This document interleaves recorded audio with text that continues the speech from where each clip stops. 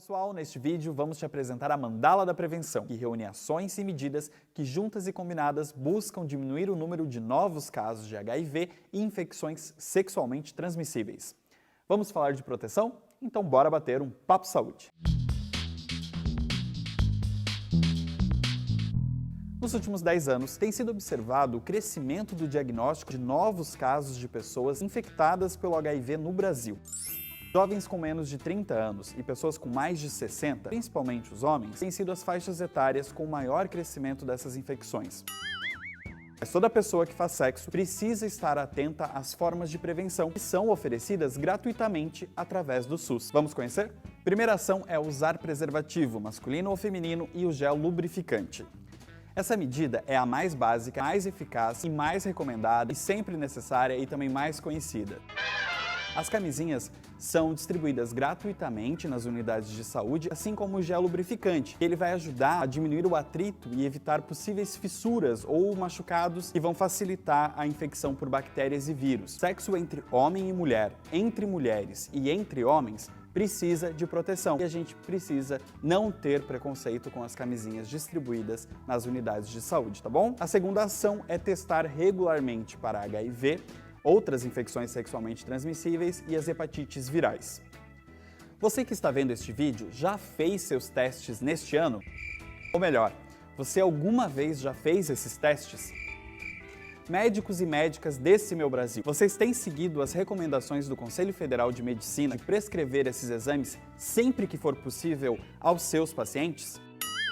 Infelizmente, muitas pessoas não conhecem o seu real e atual status de saúde. Medo, vergonha, insegurança? Deixe isso tudo para lá e faça os seus exames. Ninguém, além da sua equipe de saúde, precisa saber disso. A terceira ação fala a respeito de tratar todas as pessoas que foram diagnosticadas com HIV ou AIDS. Se diagnosticada como portadora do vírus HIV, a pessoa precisa iniciar o tratamento imediatamente. Os remédios são distribuídos gratuitamente pelo SUS e devem ser tomados com disciplina, todos os dias. Diversas pesquisas mundo afora têm apontado que pessoas que vivem com HIV e que fazem o tratamento corretamente passam a ter a carga viral indetectável e assim chegam ao ponto de não transmitirem o vírus. A quarta ação é a profilaxia pós-exposição, a PEP. A PEP é indicada quando há risco de infecção após qualquer contato com material possivelmente infectado. Casos de violência sexual, acidentes de trabalho, relações sexuais sem preservativo ou que houve o rompimento da camisinha são alguns exemplos de casos que podem levar ao uso da PEP. Após esse contato de risco, a pessoa tem até 72 horas para procurar o serviço de saúde e iniciar o tratamento com a PEP, que consiste em tomar remédios por 28 dias e realizar alguns exames. A PEP não substitui o uso da camisinha.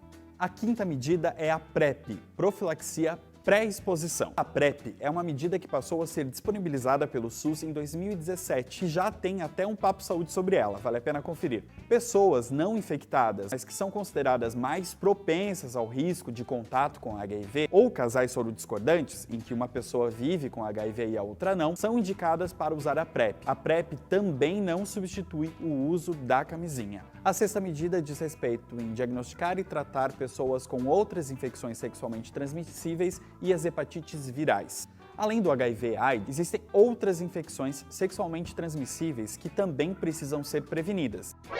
Nos últimos anos, também tem sido observado um assustador aumento de novos casos de sífilis, gonorreia, clamídia, hepatites e outras infecções. Várias dessas doenças são silenciosas e às vezes levam anos para se manifestar. Quanto mais tempo demorar o diagnóstico e o tratamento, maiores são os prejuízos para a saúde do indivíduo e para as pessoas que se relacionam com ele. Prevenir a transmissão vertical é a sétima medida. Prevenir a transmissão de infecções da mãe para o bebê. Gestantes precisam fazer exames para identificar possíveis ISTs a cada 3 meses. Se os exames apontarem alguma infecção, o tratamento deve ser iniciado imediatamente e a sua parceria sexual ou as suas parcerias também devem ser tratadas e acompanhadas. A oitava ação diz respeito à imunização contra a hepatite B e o HPV. Algumas ISTs podem ser prevenidas com vacinas. Por isso, é importante estar de olho no calendário de vacinas do Ministério da Saúde e sempre checar se a sua carteirinha de vacinação está atualizada. O nono e último item fala sobre a redução de danos, medidas que são praticadas para diminuir o risco de infecção ou transmissão das ISTs em situações que fogem do controle ou dos cuidados dos profissionais de saúde. Por exemplo, no caso dos usuários de drogas injetáveis, são distribuídos kits para uso individual que devem ser descartados após o uso. E eu acrescentaria um item 10 nessa nossa lista: acabar com o preconceito e todas as formas estúpidas de segregar as pessoas. Procure pesquisar e conhecer mais sobre as infecções sexualmente transmissíveis e você verá que a ignorância e o nosso desconhecimento sobre a sexualidade ou sobre as relações sexuais só nos atrapalham. O objetivo deste vídeo é garantir que pessoas como eu e você possam viver plenamente a sexualidade sem medo, independente da condição física ou financeira, orientação sexual, idade, religião e estado civil. Até o próximo Papo Saúde. De médico e doido, todo mundo tem um pouco. É isso que diz o dito popular. Mas um dos grandes desafios dos transtornos mentais é o diagnóstico. Bora bater um papo saúde sobre isso? Muita gente pensa que os transtornos mentais afetam apenas uma pequena parte da população. Mas a realidade é que 60% das pessoas que chegam na atenção primária têm alguma perturbação mental diagnosticável. De acordo com a Organização Mundial da Saúde, 5 entre as 10 maiores causas de incapacidade no mundo são problemas mentais. Homens adultos estão mais ligados às questões de déficit de atenção, abuso de substâncias e hiperatividade. E as mulheres adultas têm prevalência quando o assunto é depressão, ansiedade e conduta alimentar. Me diz uma coisa, se você tivesse uma perna quebrada, o que você faria? Procuraria ajuda profissional, certo? E por que não procurar ajuda profissional para tratar problemas relacionados ao sofrimento emocional e psicológico?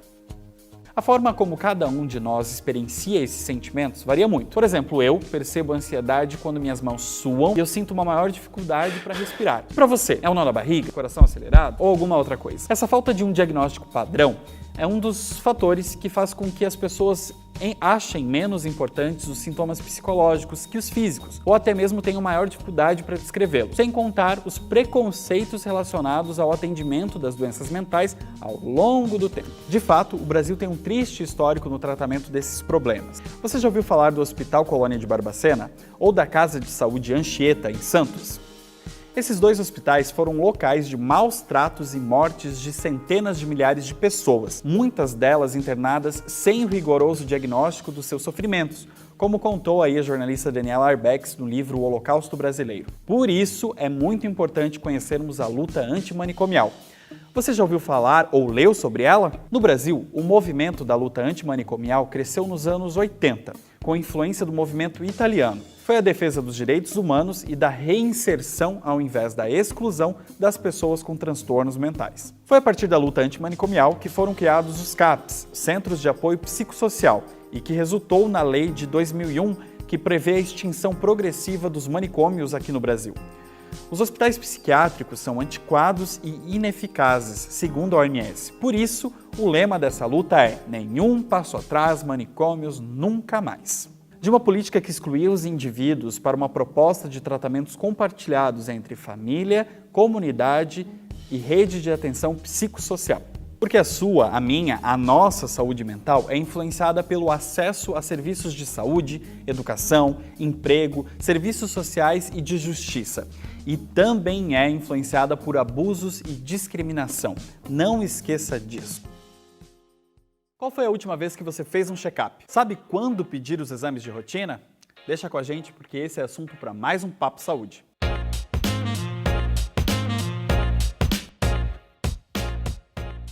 Papo Saúde adverte. Se você mantém hábitos de vida saudáveis, já falamos disso em outros vídeos aqui no canal, e não se expõe a riscos, por exemplo, faz sexo sem camisinha, não há por que se preocupar com exames ou testes a todo tempo. Dito isso, podemos continuar. Ao infinito e além! Muitas pessoas acreditam que se não estão com nenhum sintoma é porque está tudo ok e não precisam procurar o serviço de saúde, mas isso pode não ser bem assim. O check-up médico corresponde à realização de exames clínicos, de imagem e laboratoriais para avaliar o estado geral de saúde. Também ajuda a diagnosticar precocemente alguma doença que ainda não tenha manifestado sintomas ou alguma alteração que foge do padrão esperado. É uma importante ação preventiva. A detecção de doenças em estágios iniciais é o maior benefício da prática de exames de rotina, pois nessa fase há maior chance de um tratamento bem-sucedido e de cura. Outro ganho importante da realização de exames de tempos em tempos é a possibilidade de identificar alterações e conseguir resolver de uma forma menos agressiva possíveis problemas, buscando aí mudanças no estilo de vida relacionadas à alimentação e à prática de atividades físicas, por exemplo. Mas então, qual seria o tempo ideal de intervalo entre os exames? Sobre a frequência do check-up, ela deve ser estabelecida, a princípio, pelo médico ou médica que acompanha o paciente. É na conversa e através de diversos instrumentos avaliativos que o profissional vai indicar a realização dos exames e quais os tipos que eles precisam ser monitorado. A frequência pode variar de acordo com o estado de saúde da pessoa, seu histórico de doenças e doenças na família, e também a avaliação do profissional, pois cada caso é um caso. No geral, pode ser seguido o seguinte esquema: adultos saudáveis, a cada 2 anos. Pessoas com doenças crônicas transmissíveis e não transmissíveis, como hipertensão, diabetes, câncer ou HIV e AIDS, a cada 6 meses. Pessoas com fatores de risco para alguma doença, como pessoas obesas, fumantes, sedentárias ou com colesterol elevado, 1 vez por ano. Também existe um esquema de tipos de exames importantes para cada faixa etária. Vamos ver. Ao nascer, devem ser realizados testes de triagem neonatal, teste do pezinho, audiometria, teste do coraçãozinho e o teste do olhinho. Até os 20 anos, hemograma, colesterol, glicemia, ISTs, exame de fezes e de urina. A partir dos 20 anos, a variedade de exames aumenta um pouco. Para mulheres dos 20 aos 65 anos, temos o Papa Nicolau, mamografia e a densitometria óssea. Para homens e mulheres de 20 a 65 anos, mais geral, os mesmos exames de sangue de até 20 anos e mais alguns para sódio, potássio, cálcio, ureia, creatinina e enzimas hepáticas. Para pessoas acima dos 60 anos, são indicados exames das faixas etárias anteriores, mais colonoscopia, endoscopia, exame de próstata para os homens e eletrocardiograma. Mas assim, gente, todos esses exames citados precisam de avaliação e indicação médica para serem realizados. Não esqueçam e não pirem nisso. Os exames de rotina permitem que o médico veja como está o funcionamento de alguns órgãos, como rins, fígado e coração. Também são muito úteis na identificação de infecções e alterações no sangue, como anemia e leucemia, e vão ajudar a dar uma ideia do quadro geral de saúde quando a pessoa tem a intenção de começar alguma mudança de comportamento, por exemplo, uma dieta ou algum treinamento aí diferenciado. Bônus. Alguns estudos indicam que as épocas de final e início de ano não são as mais indicadas para a realização de exames, pois, por conta aí da cumilança, pode dar variação significativa nos resultados. Fique ligado. Procure atendimento na unidade de saúde mais próxima da sua casa e converse sobre os seus hábitos para descobrir qual é a frequência mais adequada para você realizar os exames de rotina. É importante saber que exames demais também podem ser prejudiciais à saúde e acabam gerando preocupações que às vezes são desnecessárias. Ouça e compartilhe com os profissionais de saúde confiança. E o SUS realiza todos os exames, quando necessários, de forma gratuita. Até o próximo Papo Saúde.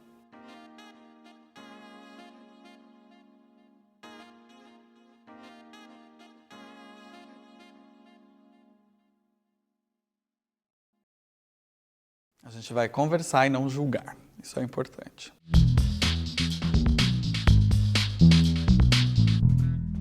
As razões podem ser bem diferentes, mas muito mais gente do que se imagina já teve uma intenção em comum. Hoje nós vamos conversar sobre suicídio. Bora bater um papo saúde? Por muito tempo se acreditou que falar sobre suicídio poderia incentivar outras pessoas a terem esse tipo de pensamento ou até mesmo executar essa ação. Porém, apesar de continuar sendo um grande tabu na sociedade em que vivemos, falar sobre o suicídio passou a ser uma alternativa para ajudar no tratamento e também para prevenir que isso aconteça. Vou te apresentar aqui alguns dados para a gente entender a importância dessa conversa. Estima-se que 17% da população brasileira já pensou seriamente em cometer suicídio. Por dia, no Brasil, 32 pessoas morrem vítimas de suicídio. No mundo, cerca de 800 mil a 1 milhão de pessoas morrem dessa forma por ano. um número superior ao que é registrado aí nos casos de homicídio, que aí conta mortes por terrorismo, por guerras e outros tipos de crimes. Também estima-se que para cada morte existiram de 10 a 20 tentativas de suicídio anteriores. E além do mais, para cada morte, existem 6 pessoas diretamente e seriamente impactadas com isso. Todos esses números permitem estimar que a cada 40 segundos uma pessoa morre no mundo vítima de suicídio e que a cada 3 segundos alguém atenta contra a própria vida. Também cabe lembrar que esses números podem ser subestimados, já que, principalmente nas faixas etárias mais velhas, algumas causas de morte podem ser confundidas ou mal interpretadas.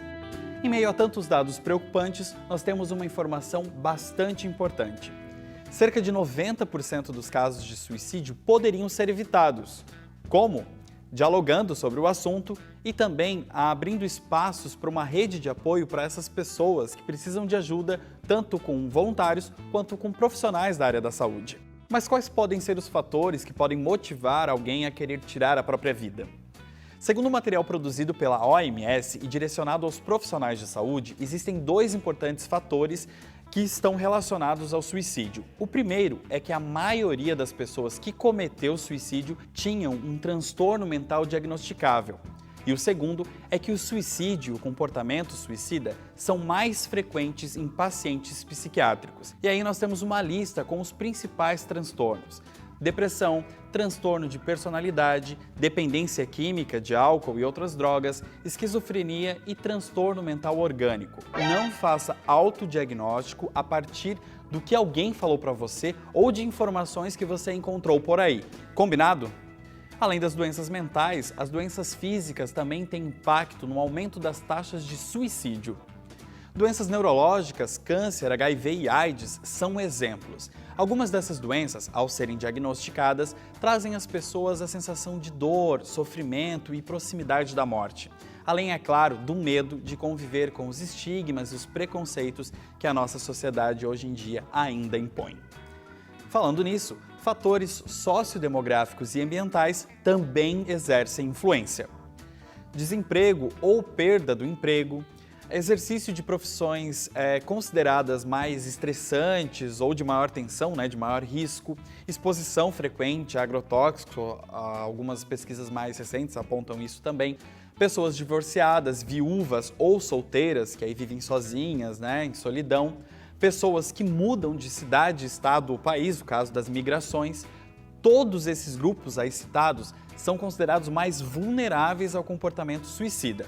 Aqui também entram 2 importantes dados. Homens cometem mais suicídios em números, números gerais, homens cometem mais suicídios do que mulheres, mas mulheres apresentam maior número de tentativas de suicídio.